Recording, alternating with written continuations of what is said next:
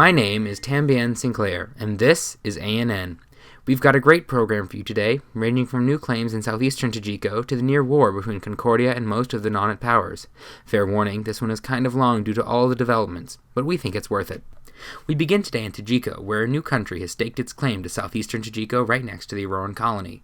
The Grunwald Revolutionary Islamic National Socialist Soviet Republic, commonly known as Grunwald, has a long history in civcraft dating back to Istanbul in 2.0, however has often been at the center of controversy. Auroran officials showed no alarm at their new neighbor, however, instead expressing happiness to have another Tajikan nation. Diplomatic relations with Grunwald also began on a good note this week after Grunwaldian government officials contacted the Auroran government about a land exchange. XPNC, the Grunwaldian prime emir and war chief, stated that Grunwald was asking for this change because of a misinterpreted border fence that had led to construction which was already well on its way to completion. The Auroran government okayed the claim switch up, citing the fact that Auroran farmers had yet to develop the southernmost parts of the claims established by the Treaty of New Criopolis. Official new coordinates for the border are still being determined. We turn now to a story submitted by ANN's Concordian correspondent, Baconier, for some more local Tajikan news. In Alexandria, the capital of Concordia, construction continues on the local marketplace known as Marketside. The government is hoping to replicate the successes of Shopside and Shardside back in 2.0 and CivTemp, respectively. Although some shops have already popped up, it's far from complete, and local sources claimed it looked ugly as shit. Thanks, Baconier. In Auroran news this week, an expanded non-it claims map has caused controversy in the General Assembly due to the expansion of Nautilus's borders up to, and to a certain extent around, the corner of Auroran territory where Aurora sits. Although no official maps have been released at this time, government officials assured ANN that negotiations were underway with other non-Etian powers to redraw the border and give Aurora more of a buffer, and possibly even redraw the entire map of non-it. Aurora also has a new chancellor after a whirlwind election cycle that caught many by surprise. Following a somewhat unexpected announcement of nominations from the Pantarch, 4 serious candidates ended up running for the highest elected office in Aurora. Kieran 6383, Higginbottoms, Scarred Warlord, also known as Beloved Dictator, and Rooster all ran extensive campaigns and participated in the unusually disorganized debate thread. Kieran's platform consisted of 5 main points: keeping the peace and being neutral and respected without being world police, factory development, fair taxes on essence while still having enough for point 2, working with the various hat mafias to make use of their skills for both the private and public sectors, and encouraging smart urban development involving planned roads and wave scrapers. Higginbottoms, on the other hand, focused almost solely on the economy in his campaign, calling for the creation of a national treasury and a national corporation. Rooster ran on a largely government non-interventionist and cat platform, while Scarred Warlord ran on a platform of establishing a strong economy as well, calling for an essence tax, a national corporation, and increased market development along with the establishment of a strong Auroran presence internationally. Leonet 10 also ran, however had no chance of winning, as he had not resided in Aurora since well before the start of 3.0. An ANN poll conducted immediately before the actual voting began suggested that no one candidate would get a majority as was required by the charter, and this was borne out by the actual election itself. This meant that, for the first time in Auroran history, the Coalition Clause was activated. The Coalition Clause states that if no one candidate captures the majority of the citizenry's votes, the candidates running have 24 hours to pool their votes together into a coalition government and establish a majority. Higginbottoms received the largest share of the votes with 46.7%. Kieran was the next largest with 40%, followed by 6.7% for Rooster 6.7% for Leonet 10, and 0% for Scarred Warlord. Higginbottoms, however, formed a coalition government with Kieran in which he ceded the chancellor's seat to Kieran in exchange for a position as the Minister of Finance and support from the coalition government for the Treasury and National Corporation initiatives. Higgins stated that he gave up his front-runner status because he had only wanted to guarantee the National Corporation, not actually become chancellor. Kieran also appointed Tambien Sinclair as Minister of the Treasury and Space Fountain as Minister of Agriculture. The Auroran Coal Standard also got an update this week, with the government admitting it had underestimated the amount of coal ore in and around Aurora. Based on the exchange rates that the markets were establishing, the government edited its official exchange guideline to 64 coal ore to every 1 diamond, calling the guideline ideal due to the ease of its division into appropriate sizes for all occasions. With the new guideline in place, the coal standard has taken off in Aurora, with even international traders adopting the standard as a method for payment. Auroran government officials expressed confidence in the ability of the coal standard to stay strong, pointing to the increased usage as evidence. In other economic news, the wood shortage in Aurora has begun to abate after a significant influx of international traders in domestic wood production. However, the Auroran government has urged the continued growth of the logging industry, as they only expect the demand for wood to grow. The Orange Hat Corporation also officially opened its doors today, announcing the total completion of its corporate headquarters tower in Aurora. OH Corp started as a sand dredging cooperative of Orange Hats in 2.0, but quickly expanded into other bulk oceanic goods produce markets. The Orange Hats have maintained that they plan to make OH Corp even more of a going concern in 3.0, and the opening of their tower represents only the first step in those plans. Although OH Corp has yet to sell product internationally, OH Corp spokespeople expressed confidence in the ability of OH Corp to speedily produce enough materials to put on the international market, pointing to their massive successes in 2.0. Aurora also gained the internationally recognized title to 2 pylon slots in Nonnet this week, with the other 3 still being held by Aquiline. This comes after the unexpected collapse of the Void Imperium and the absorption of its remnant into the city-state of Celta, centered in the Rocco Steppe.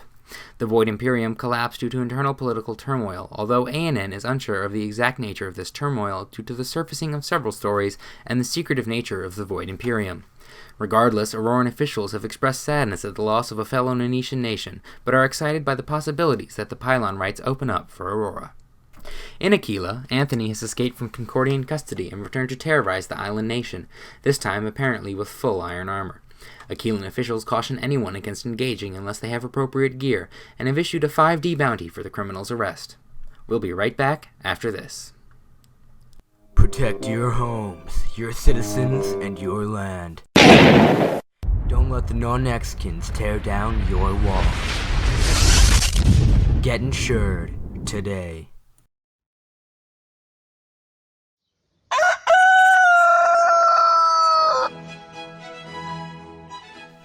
Good day, ladies and gentlemen. Is a man not entitled to the sweat of his own brow? That is the question posed. Kieran, who is now the new Chancellor, is proposing business regulations on corporations. Is this the end of all trade and a nail in Kieran's Aurora?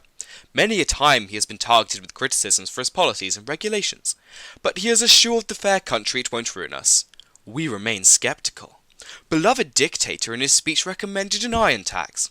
Now there's 2 issues with the phrase iron tax, one being that it's a tax, and the other being it contains iron. All good hard-working Auroran citizens know the toils and struggle of finding this legendary material, and this socialist wants to strip us of our spoils. Many have voiced concern at this socialist barbarism targeting the poor citizens. Higginbottoms, a well-known scam agency operative, decided to run for Chancellor as well. As he made his speech, many mouths dropped to the floor as he recommended government influence in the economy. He has recommended a national corporation to raise and store federal funds. Will this be the end of independent businesses in Aurora? How can the common man survive with the state business looming over them? So there you have it, folks. Is there much hope for the future of Aurora? How long before Kieran enforces his iron fist upon the small folk like he will to the business district? This was Roosters Riot. Stay tuned for more. Welcome back to ANN. We turn now to our top story today, namely the near war between several Nanetian nations and the Federation of Concordia and the increasing instability in Concordia. The conflict began when Concordia and Iria were invited to participate in discussions of a treaty that Nanetian nations had been discussing, which would have limited international mining to an unclaimed portion of Nonnet in an effort to protect Nanetian nations from the damage that international miners have been causing. Screenshots of the negotiations were leaked, although no one is quite sure who by. Several Nanetian leaders accused Finn of leaking the messages, while Concordian government officials ascribed the leak to the same person who had tried to cause a conflict between Aurora and Concordia during the border conflict. Talks became more heated, but remained going. At this point, Aurora officially disavowed the proposed Nonnet Aquatic Union, citing the conduct of all parties involved in the negotiations. As discussions turned into angry arguments, the Concordian cabinet decided to advance construction on a border trench that they had been planning in an effort to respond to the perceived threat of a diamond cartel in Nonnet. This did not go over well with the Nonetian powers, escalating tensions still further. Then, WL Wanderer blew off the lid by leaking a dump of the Concordian general Slack channel to the main subreddit, claiming that the leak showed Concordian leadership lying to their citizens and warmongering in their Slack.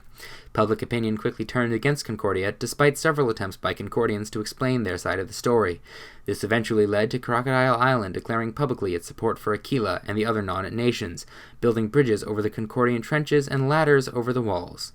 WL Wanderer submitted the following recorded statement to ANN. Hi, Tam Bien. Thanks for having me. I hope you understand why I have to keep my identity secret after all this. So what really happened was I was in some random guy's Discord, because secretly listening to strangers is the closest thing I'll ever get to human connection.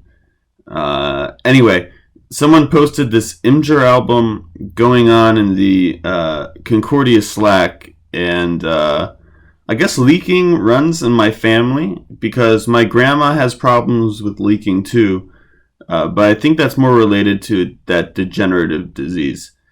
But anyway, I saw this album and I thought, hey, this could be a good way for me to get some attention on the server. I could be the new Fooft, who pearled me a bunch back in 1.0. Also, I was thinking that this could improve my Reddit karma, since all my posts on r/atheism don't do very well. But then, yeah, I posted it, and the subreddit did its thing. And anyway, now, after all this, I'm working in security. So if you have any sensitive information you need kept under Obsidian, I'm your guy to hire. All right, thanks, Tambien. Concordian officials expressed surprise as to why the subreddit was so quick to turn on them, but investigation by ANN has found that Concordia's international reputation had primed the subreddit to hate the Federation. ANN talked to average citizens and national leaders across the globe, and almost universally found that, even before the wall incident and the leaks, there were 3 major complaints lodged against Concordia, even in places with little contact. One of the most common complaints was that Concordia's claims were unnecessarily large, taking up over 60% of their home shard. The other major complaint was about Concordian conduct in diplomatic affairs. According to several national officials, in negotiations, Concordian representatives acted overly arrogant and attempted to strong-arm their way into more favorable deals. The third main complaint, present mostly locally, was that Concordian leaders often used their Personal Responsibility Act as a way to avoid talking to their citizens about their conduct internationally. Concordia's PRA states that citizens cannot expect the backing of the state if they commit crimes internationally. The public PR disaster of the leaks and the Concordian response led to concerns among Concordian citizens about the fitness of their leadership, with calls for the resignation of Prime Minister Finn 600. All of this has led the Prime Minister to officially resign today, ending her 8-day run on a sour note. In her official resignation post, Finn claims widespread corruption in the Concordian government, noting that valuables have been slowly disappearing from the Concordian vault, and finally revealing that all pearls formerly held in the Concordian vault have been released by persons unknown. Finn also claims a vast conspiracy in the Concordian federal government, saying in her final paragraph that, "I realize that all my troubles with the spies, missing items, and vault are because of some deeper conspiracy, and all but outright accusing her former opponent, Fellowship 9, of attempting a coup. This has thrown Concordia into chaos, with witch hunts for conspirators and spies racking the Concordian private Slack, according to anonymous sources." However, the individual Concordian boroughs have remained largely unaffected by this federal turmoil, with several borough leaders expressing confidence in their ability to reform the federal government and keep Concordia a functioning state. For ANN, I'm Tambien Sinclair.